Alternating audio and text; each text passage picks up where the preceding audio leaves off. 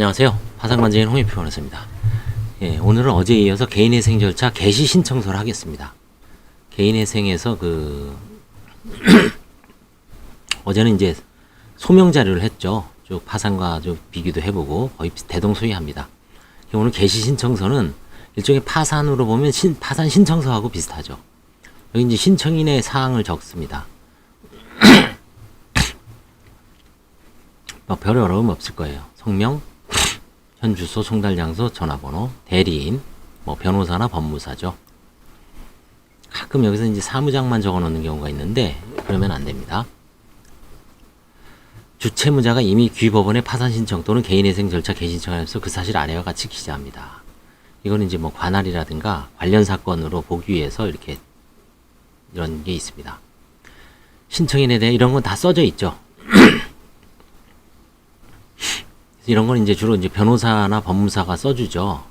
그래서 신청인은 첨부한 개인회생 채권자 목록 기재와 같은 채무를 부담하고 있으나 수입 및 재산이 별지 수입 및 지출에 관한 목록과 재산 목록에 기재된 바 같으므로 그러니까 목록을 다 저출하게 돼 있죠. 여기 이제 이렇게 체크만 하면 됩니다. 급여 소득자의 경우는 여기다 이렇게 체크하면 되고 영업 소득자의 경우에는 여기다 이렇게 체크하면 됩니다. 신청인은 각 회생 채권자에 대한 채무 전액의 변제가 곤란하므로 이건 이제 회생 변제 예정액을 3년간 혹은 60개월간 월 몇만 원씩 이건 이제 변호사가 짜주죠. 개시결정이 내려진 경우 몇 년 몇 월 며칠을 제1회로 하여 매월 얼마의 개시결정 통지되는 개인회생위원회 은행 계좌에 동액의 금전을 입금하겠습니다. 이거는 이제 미리 적립금이라 그러죠. 여기 적립금. 이게 나중에 폐지되면 적립금은 은행에서 이제 채무자의 법원에서 채무자의 계좌로 돌려줍니다.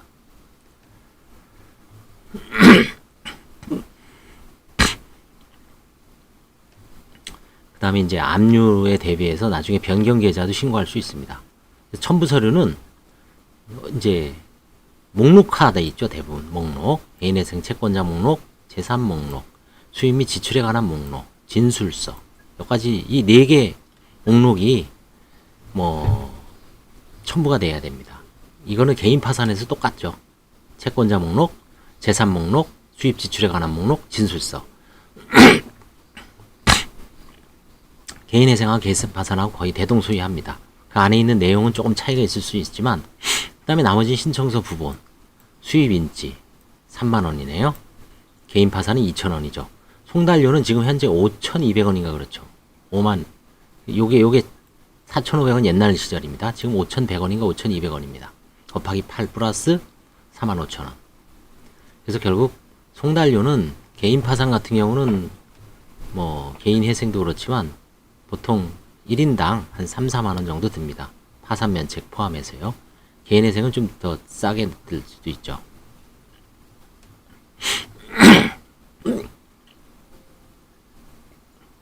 이거 신청하면 이제 휴대전화로 정보가 옵니다. 그래서 작성 요령은 채무 한도가 지금 변했죠. 무담보 채무의 경우는 지금 이제 5월 11일, 2021년 5월 기준으로 5억이 아니라 10억입니다. 그 다음에 담보 채무는 10억이 아니라 15억입니다. 글씨가 좀 힘드네요. 15억. 10억, 15억. 관할법원은 채무자의 주소지를 관할하는 게 원칙입니다. 강원도 사람들은 동해안, 강릉 쪽, 강릉, 속초, 동해, 그 다음에 고성까지, 양양, 이쪽은 강릉에도 낼 수 있습니다. 서울의 경우에는 서울회생법원이고요. 다만 주채무자 보증인 채무자와 함께하는 채무, 그러니까 연대보증, 그 다음에 부부의 경우에는 한쪽이 제출하면 같은 법원에 신청할 수 있습니다.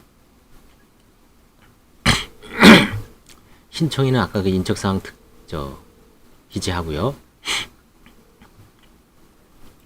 신청인은 이렇게 체크하게 돼 있죠. 그죠?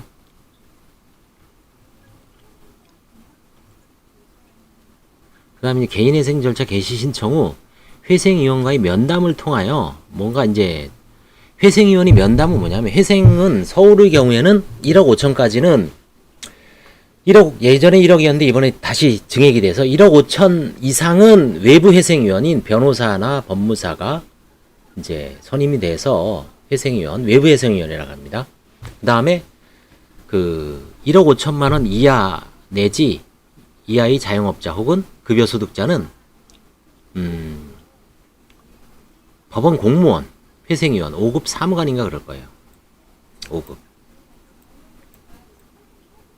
그분들이 조사를 합니다. 그래서 그분들이 조사를 해서 소득하고 첨부 서류상 오기라든가 잘못된 거, 뭐 좀 잘못 진술하는 거, 속이는 거, 누락한 거 이런 거를 세밀하게 조사를 해서 보정을 명합니다. 그래서 뭐 수정이 되는 경우가 많죠. 그러면 이제 그 수정본을 제출하는 얘기죠. 그 다음에 이제 개인회생 요거는 개인회생 채권자 목록까지 같이 할게요. 개인회생 채권자 목록은 여기는 이제 담보 채무, 근저당 채무를 주로 이제 기재하게 돼 있죠. 그 다음에 이건 일반 채권. 뭐 채권자는 이제 채권 번호 1번 쓰고 채권자 뭐 신한은행. 채권의 원인은 뭡니까? 대여금이죠. 그렇죠? 주소 쓰고 은행 주소, 전화번호, 팩스 쓰고. 그 다음에 채권의 내용은 뭐 전세자금 대출, 그죠? 아니면 뭐 주택 전세자금 대출, 아니면 기업 운전자금, 아니면 뭐 학자금. 원인하고 내용이 뭐 사실 그게 근거 같아도 좀 차이가 나죠. 채권의 원인은 발생 원인입니다. 이제 채권법상 채권이 어떤 성립하는 발생 원인이 쭉 나오죠. 그거를 쓰는 겁니다. 법률 용어입니다. 이거는. 내용은 뭐 예를 들어서 뭐 계금, 그렇죠? 대여금, 이제 실제적인 내용을 쓰고요.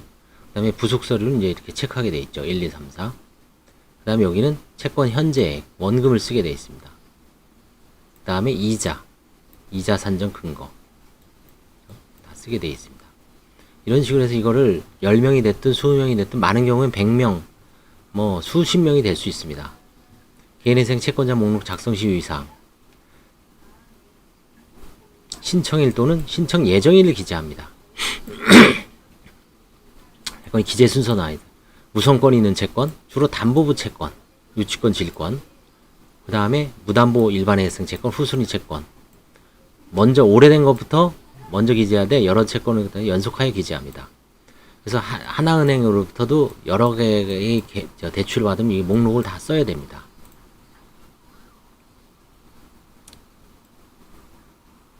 원금 이자 쓰고요. 채권자는 법인 등기부에 기재된 정식 명칭을 씁니다. 주식회사 하나은행, 주식회사 국민은행이 아니죠. KB국민은행. 그렇죠? 그 다음에 자영업자는 상호를 쓰는 게 아니라 이름을 쓰고 뒤에다가 이제 상사를 씁니다. 그렇죠? 채권의 원인은 차용금, 매매대금, 원인 시기, 뭐 대여금 1,000만 원, 매매대금 1,000만 원, 공사대금 얼마, 뭐 계금 얼마, 손해배상금 얼마 이런 식으로 쓰면 됩니다. 채권의 내용 쭉 쓰고요. 현재액 쓰고 채권 현재액 산정 근거는 원금과 이자는 이자율 기간 계산하면 됩니다. 보증인 있으면 보증인 쓰고요. 다 가지번호를 붙입니다. 그 다음에 이제 별채권은 이렇게 따로 쓰게 돼 있어요. 이렇게 근저당을 내게 합니다. 별채권부 채권은 조금 쓰는 게 까다롭습니다. 별채권은 이에 준하는 채권은 뭐냐면 소액임대차 보증금 반환 채권, 주택임대차 보급상. 별채권 해상 또는 예상되는 채권액은 이걸 보고해서 이제 쭉 참조하면 됩니다. 그리고 대부분 이제 본인이 하는 경우가 없죠. 변호사들이 하기 때문에 하고 그 다음에 이제 다툼이 예상되는 채권, 소송에 걸려 있는 걸 이렇게 쓰게 돼 있습니다. 그렇죠? 소송에 걸려 있는 거. 그 다음에 이제 전부 명령 받은 경우 이렇게 쓰게 돼 있고요. 그 다음에 이제 채권자 목록을 쓰게 돼 있죠. 목록. 채권자 목록. 그렇죠? 재산 목록을 또 쓰게 돼 있습니다. 파산하고 동일하죠. 현금, 예금, 보험, 자동차. 보험은 해약 환급금을 쓰는 거죠. 해약 반환금. 자동차, 오토바이 포함, 임차보증금, 그다음에 부동산, 사업, 뭐 이런 영업설비, 대여금 채권, 받을 채권, 매출, 미수금, 예상퇴직금 다 써야 됩니다. 면제재산 신청한 거, 그다음에 이걸 다 합친 게 이제 청산가치입니다. 재산목록 작성 시 유의사항도 나오죠. 현금은 10만원 이상 경우에 기재하고, 예금은 소액이라도 반드시 기재하라. 보험은 해약환급금, 증권사본. 굳이 증권사본은 있어야 되는지 모르겠지만 증권사본은 없어도 될 것 같은데요. 제가 보기에는. 근데 이제 쓰라 그래. 파산해서 이거 요구하지 않거든요. 증권사본은 글쎄요. 이게 뭐 여긴 4개 내 있네요. 개인 파산에서는 증권사본은 요구하지 않습니다. 자동차는 이제 등록원부와 시가증명 자료, 임차보증금은 이제 뭐 계약서 내야 되죠. 부동산은 이제 등기부등본과 재산세 과세증명서 등 시가 자료, 근저당이 있으면 은행에서 이제 피담보채권 잔액증명서, 그다음에 이제 사업용 설비, 재고품, 비품 이런 거 이제 그 쭉 써야 되죠. 무슨 기계, 무슨 밀링, 뭐 선반, 그다음에 뭐 콤바인, 트랙터, 그다음에 무슨 건설용 25톤 덤프 트럭 이런 식으로 쓰면 됩니다. 대여금 채권하고 매출금 채권 쓰는 경우가 있나요? 저는 잘 못 봤는데 저 회생에서도 마찬가지일 겁니다. 이거 퇴직금은 이제 쓰셔야 되고요. 그 다음에 압류, 가압류 이거 소송조회에서 쓰셔야 돼요. 이거 압류, 가압류, 유무 다 알 수 있습니다. 모른다고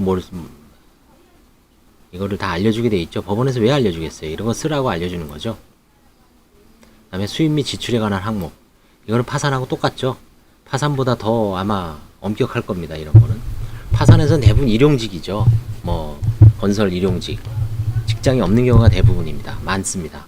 근데 개인회생에서는 재직증명서, 그 근로소득 원천징수 영수증 뭐 이런 거 해서 좀 엄밀하게, 왜냐면 소득으로 갚는 게 많기 때문에. 그 다음에 가족관계 이거 다 쓰죠. 배우자. 왜냐면 이거는 그 생계비와 관련이 있기 때문에 이걸 꼭 써줘야 됩니다. 동거가족. 그 다음에 이제 생계비의 지출 내역을 쓰시고요. 주거비, 의료비, 교육비. 그 다음에 여기는 추가 생계비가 필요한 경우, 예를 들어서 뭐 누가 치매에 걸려서 매월 30만원을 부담을 해야 됩니다. 그 다음에 누가 장애인 아들이 특수학교에 다녀서 특수교육비를 얼마를 지출해야 됩니다. 좀 대부분 이제 그 특수 사유는 경제적으로 병원비나 뭐 치료비, 그 다음에 뭐 요양병원, 그 다음에 뭐 특수학교, 장애인 학교, 그런 경우는 아마 대부분일 겁니다.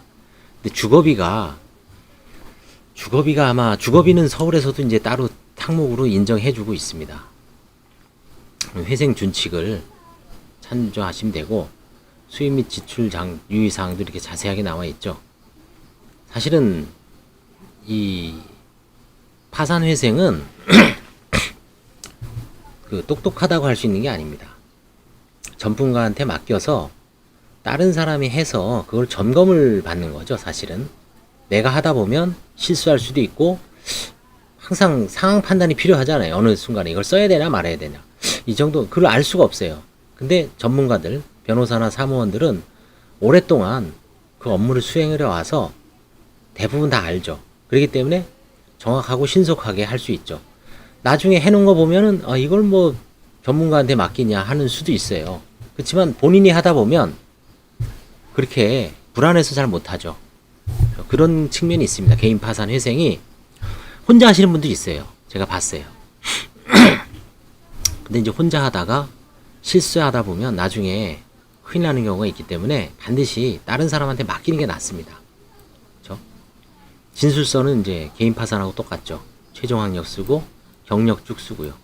경력란이 개인 파산에서는 2개인데 이거는 뭐 컴퓨터로 되어 있기 때문에 늘릴 수도 있습니다. 이용 경력 써야 되죠. 그 다음에 주거 상황 쓰게 돼 있죠. 소유인지, 임차인지, 무상거주인지. 부채 상황 이런 걸 여기다 또 써야 됩니다. 또 이게 그죠? 이렇게 해서 소송주회를 해서 여기다 쓰면 됩니다. 그죠? 소송주회를 반드시 해야 되는 거는 이것 때문에 해야 됩니다. 이건 똑같죠. 파산에서도 이게 체크하게 돼 있죠. 그죠? 그죠? 그다음에 이제 이 진술서 이거 이제 뭐 많이 쓰는 사람은 뭐 10장, 20장도 쓰고, 근데 제가 보기에는 한 2장에서 한 3장 정도. 한 장을 써도 관계 없어요. 그죠? 한 2장, 한 장에서 3장 정도 사이를 쓰면은 되지 않나 싶습니다. 그 이상 쓰는 거는, 그죠? 좀 요약을 해서, 그죠? 이건 이제 과거에서 소송주의가 필요하죠, 이거. 파산 회생하는 분들은, 특히 회생하신 분들은 여러 번 하는 경우도 많아요. 그래서 이걸 법원에서는 체크를 해야 됩니다. 뭐 요령이 나와 있기 때문에 주로 이제 개인회생을 본인이 직접 하는 분들은 드물기 때문에 이제 변호사나 법무사하고 의논해서 결국은 아래에 있는 4대 목록, 채권자 목록, 그 다음에 재산 목록, 수입 지출 목록, 진술서, 이 4대 목록이잖아요. 이게 개인 도산에서, 파산에서도 마찬가지입니다. 신청서, 거기다가 신청서죠. 파산은 파산 면책 신청서, 개인은 개인회생 절차 개시 신청서라고 해요. 개시라는 용어가 들어가죠.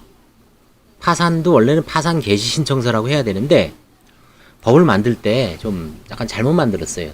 파산은 마치 선고라고 해서 뭐 개시나 선고나 그게 그건데 하여튼 용어를 좀 통일할 필요가 있었을 텐데 개인회생에서는 개시라고 합니다.